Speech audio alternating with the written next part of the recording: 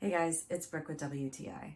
I am a second-time mom and I have tried so many sleep sacks looking for the perfect one, but this one is definitely one of my top favorites.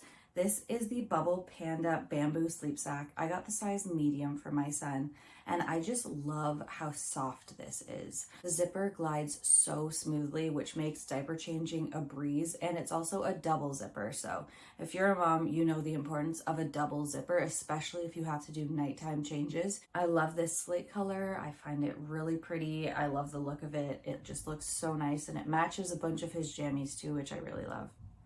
And it's a little bit stretchy, so if he wants to kick around, he's not getting frustrated that something is holding his legs in while he's trying to move around. This has a 1.0 TOG rating, which is perfect for our house because it's for between 69 and 73 degrees. I also really like how easy it is to wash, so I just throw it in with his normal laundry, and then it opens right up, which is amazing because I like to hang it to dry. If you're looking for a sleep sack for your little one, I highly recommend this one from BubblePanda. We absolutely love it. It is so soft and it has a double zipper that glides super smooth.